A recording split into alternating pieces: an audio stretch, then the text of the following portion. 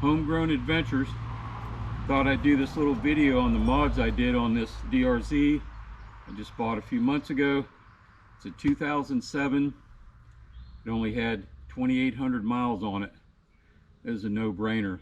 It was a good deal. It was immaculate shape, but it was bone stock. The previous owner that bought it new did put a jet kit in it, and then he put the shorty fender on it, light kit, but that was it. So I did everything else to it, and thought I'd go over it with you. Might give you some ideas that you might like. Changed the side panels. They were a white plastic, which I really didn't like. And then of course up here on the cowl around the headlight, that had a big white plastic sticker on it. Comes factory. I peeled that off. LED turn signals, and they're on a spring, which is real cool. Built really well. Then of course the I guess pronounced Secra. I think you pronounce these hand guards. I really like this style. And of course the what they call the dual sport double take mirrors, which I like. They're only on the 3-inch extension, so they don't stick out real far. And then my favorite grips, which are called 714s. I really love these. They're cushy, they're big, thick, which I like. My hands are really big. I can't stand them skinny grips. Then I've got the adapter 7/8 to 1 1/4 about over 30 millimeter risers. But then also these are called windhammer bars. These bars are probably about 1 1/4 higher rise than the stock 7/8 bars that were on here. So I've got a total about 2.5 inches of handlebar rise with the bend and the risers, which really brings it up there where it should be. So when I did these risers, you know, the key mounted on the stock handlebars up top here. So the key is now on the side.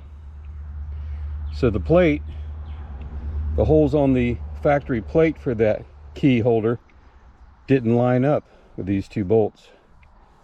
So I was like, oh hell, I got to move it somewhere. So I saw somebody else do this in a video. I moved it over here to the side, which worked out really good. I like it over here.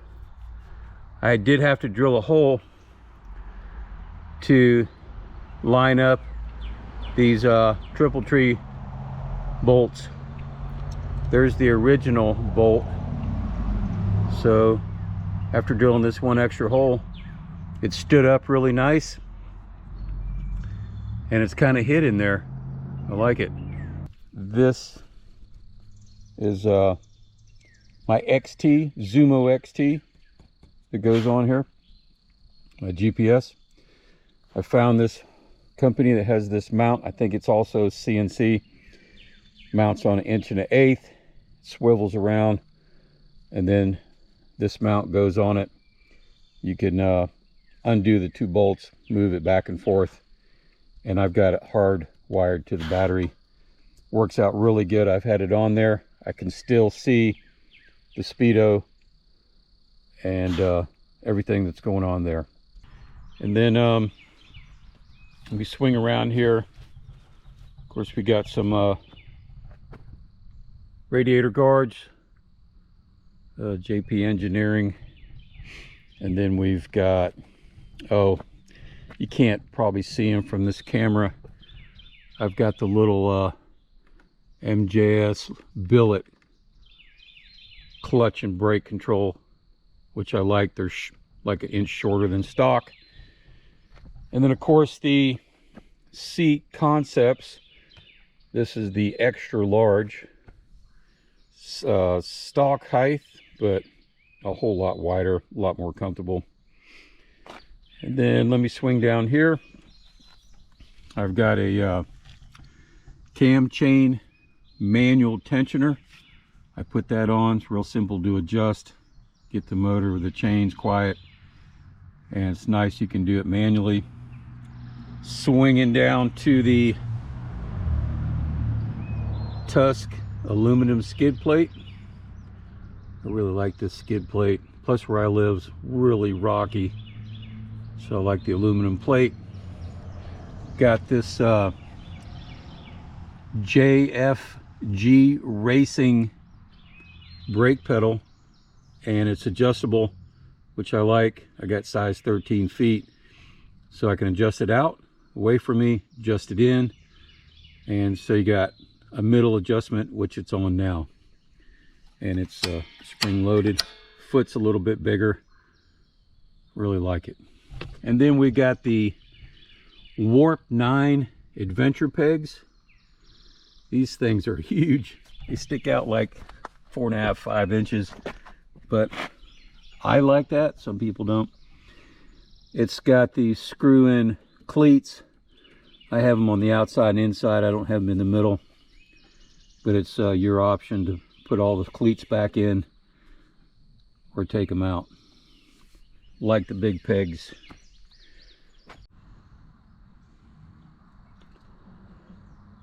And so we got the ABS muffler protector.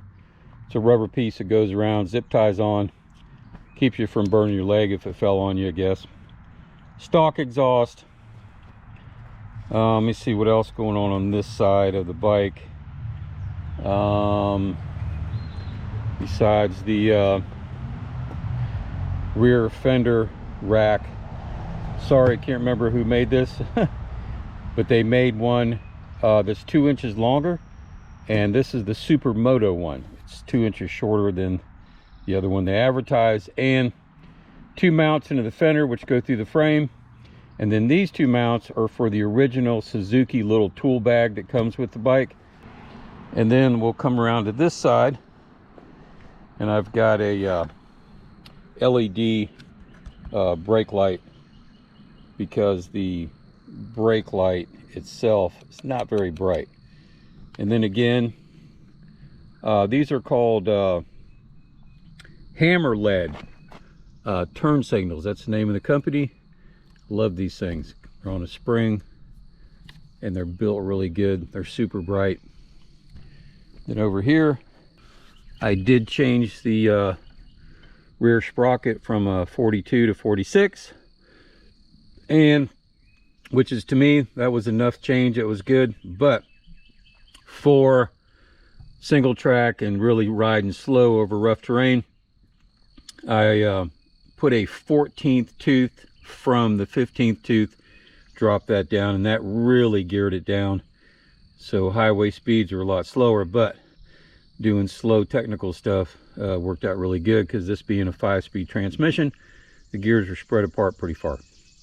Then of course I've got I think Tusk makes these. It's a 90-degree gas filter. I got a couple of them. They're cheap. Really makes a difference to keep stuff out of your carburetor, of course. Oh, and this is let me see if I can get this Moose Racing shifter. And this shifter, you have to buy the tip separate, and the tip is made to where instead of coming straight out from the pivot bolt, it goes out 20 millimeters farther and then turns. I've got it away from my foot a little farther. Size, I got really big feet, like I said, so it's a lot easier for me to shift, especially if I'm standing up driving. So I like it a little farther, because the shifters are just too short. All right, these tires that I'm running are the new Tusk Waypoint, and I think they're a little more towards the 50-50 maybe. I really like them. I don't think they'd be that great in deep sand or mud, but they seem to be work pretty good on the gravel roads that I ride on. Got a pretty deep tread. So this front tire is a 90/90/21. So it's actually a little bit fatter and it's a little bit taller than the stock tire, which I like. So yeah, that's about all I can think of on the bike that I've done to it. And so the only thing I can think of is, like I said, it had a jet kit on it. So the guy jetted it, JD jet kit, which I think 0 to 4,000 feet. It has a 155 main jet, and it has a stock pilot jet, but if the kit also comes with the adjustable mixture screw, and you can leave that stock pilot jet and adjust your mixture, you know, so you get it just right for not too lean, not too rich. I might haul it out west sometime this year, and if I go ride passes, say, you know, say Colorado for instance, there's some passes there that are like, you know, 9,000 to 13,000 feet, and it would have to be leaner. So I thought maybe all I would do is just get a slip-on exhaust, an open exhaust, to let it breathe better. Maybe try keeping the same jets and just adjust the mixture fuel screw so it's leaner, because you know in high elevation it has a hard time burning that fuel because the air is thin. So my theory is hopefully I can just put a slip-on open exhaust, and if I do that, it's already got the 3x3 cut on the air box, so it's got all that already. But with a more open exhaust, that's going to make the bike leaner right off the bat. So I'm hoping that's all I have to do and not change the jets. It's actually, if you don't live and ride all the time in that high elevation, you got to remember you're just going usually up those mountains to that high elevation. Yeah, you're going to lose some power.